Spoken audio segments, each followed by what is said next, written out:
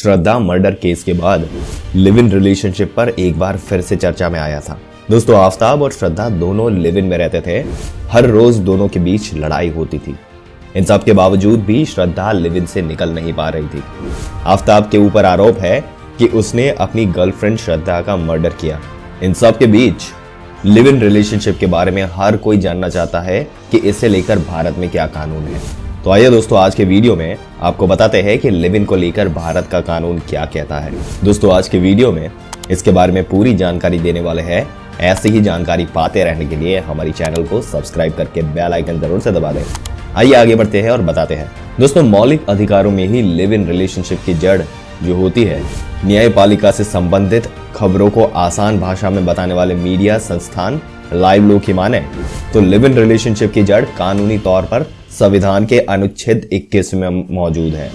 अपनी मर्जी से शादी करने या किसी के साथ लिव इन रिलेशनशिप में रहने की आजादी और अधिकार को अनुच्छेद 21 से ही अलग नहीं माना जा सकता।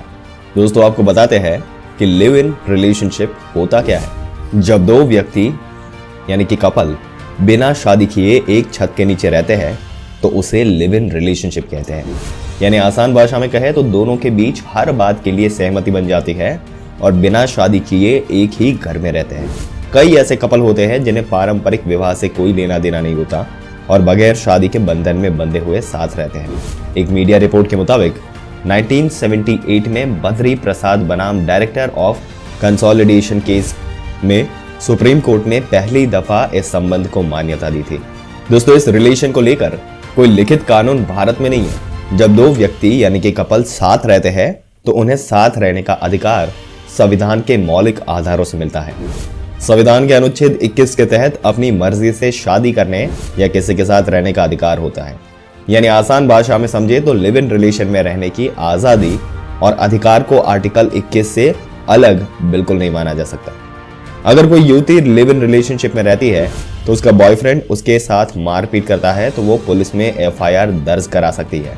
दोस्तों, इंदिरा शर्मा बनाम VK शर्मा केस में सुप्रीम कोर्ट ने बताया कि protection of women from domestic violence act 2005 की धारा 2F में जो बताया गया है उसमें लिव इन रिलेशनशिप को भी शामिल किया गया है।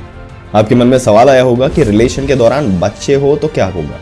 दोस्तों, अगर रिलेशन के दौरान बच्चे पैदा हो गए तो उसे नाजायज नहीं माना जा सकता। कोर्ट ने कहा कि उसके माता पिता लंबे समय से एक साथ बेड शेयर कर रहे हैं तो ऐसे में बच्चा बिल्कुल भी नाजायज नहीं हो सकता।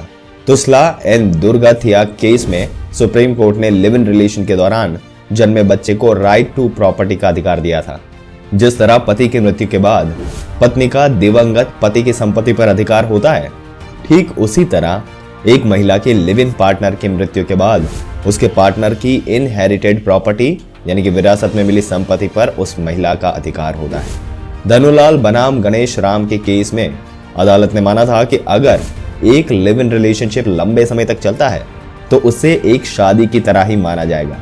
दोस्तों, लिव इन रिलेशनशिप में संपत्ति विरासत में महिलाओं के जो अधिकार है उसके बारे में भी आपको अगर बताए तो धनुलाल वर्सेस गणेश राम केस में अदालत ने संपत्ति विवाद को निपटाने के लिए अपने लिव इन पार्टनर की मृत्यु के बाद उसके साथ लिव इन में रह रही महिला साथी की संपत्ति के अधिकार में पुष्टि की थी।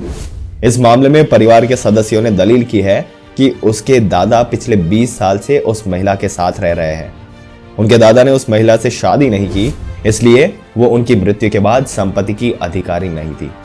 कोर्ट ने इसके विपरीत फैसला दिया और कहा कि जहां पुरुष और महिला एक पति और पत्नी के रूप में साथ रह रहे हैं, उस स्थिति में कानून मानता है कि वो एक वैध विवाह है और उसमें एक साथ रह रहे हैं। दोस्तों, अगर भरण पोषण के अधिकार के बारे में बताएं तो जस्टिस मलिमत की कमेटी के सुझाव पर पत्नी की परिभाषा की पुनर्व्याख्या के लिए CRPC की धारा 125 में यह संशोधन किया गया था कि समिति की रिपोर्ट की सिफारिशों का पालन करते हुए यह सुनिश्चित किया गया था कि लिव इन रिलेशनशिप में रहने वाली महिलाएं या वो महिलाएं जिन्हें उनके पार्टनर ने छोड़ दिया उन्हें वाइफ यानी कि पत्नी का दर्जा मिले। दोस्तों, आपके क्या विचार है इस मुद्दे पर? अपने विचार हमें कमेंट करके जरूर से बताइएगा। अगर वीडियो अच्छा लगा हो तो लाइक करने के साथ साथ अपने दोस्तों और रिश्तेदारों के साथ जरूर से शेयर कर दें और ऐसी ही जानकारी पाते रहने के लिए हमारी चैनल को सब्सक्राइब करके बेल आइकन जरूर से दबा दें। मिलते हैं अगले वीडियो में, तब तक के लिए अपना ध्यान रखिएगा।